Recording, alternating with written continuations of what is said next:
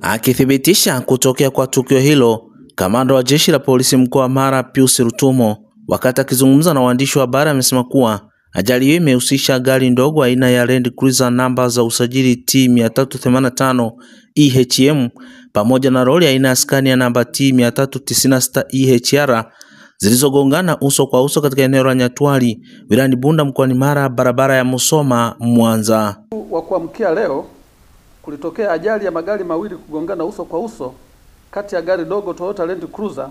lenye namba za usajili T 385 EHM na lori aina ya Scania lenye namba za usajili T 396 EHR likiwa na tela lenye namba za usajili T 833 ACD na kusababisha vifo vya watu wawili.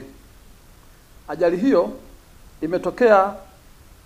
tarehe 13 mwezi wa 4 2025 majira ya saa 7:30 za usiku huko Nyatwali Ndabaka, eneo la hifadhi ya Serengeti, wilaya ya Bunda, mkoa wa Mara, katika barabara ya Mwanza Msoma, ambapo gari namba T 385 EHM Toyota Land Cruiser ikitokea Mwanza kwenda Bunda iligongana na lori lenye namba za usajili T 396 EHR Scania likiwa na tela lenye namba za usajili T 833 ACD na kusababisha vifo vya watu wawili ambao ni mhandisi Boniface Gisima Nyamohanga mwenye umri wa miaka 56, Mkuria na mkazi wa Dar es Salaam, ambaye ni mkurugenzi wa TANESCO Tanzania, pamoja na dereva wake aitwaye Mhajiri Muhammad Haule mwenye umri wa miaka 61, Mngoni, mkazi wa jiji la Dar es Salaam, waliokuwa katika gari hilo dogo.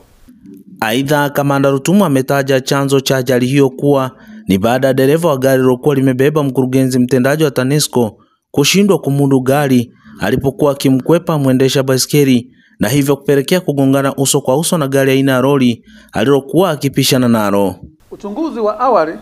umebaini kuwa chanzo cha ajali hiyo ni uzembe wa dereva wa gari dogo kumkwepa mwendesha baiskeli na kushindwa kulimudu gari lake na hivyo kugongana uso kwa uso na lori alilokuwa anapishana nalo. Dereva wa lori alikimbia na kuelekea kusikojulikana mara baada ya ajali kutokea. Miili ya marehemu hawa wawili imehifadhiwa katika hospitali teule ya DDH wilaya ya Bunda. Aidha, jeshi la polisi mkoa wa Mara likatumia nafasi hiyo kutoa wito kwa madereva kuhakikisha wanafuata sheria za barabarani.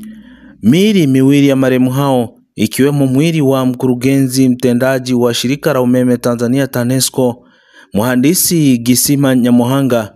pamoja na dereva wake, imehifadhiwa katika hospitali ya DDH iliyopo wilayani Bunda mkoani Mara.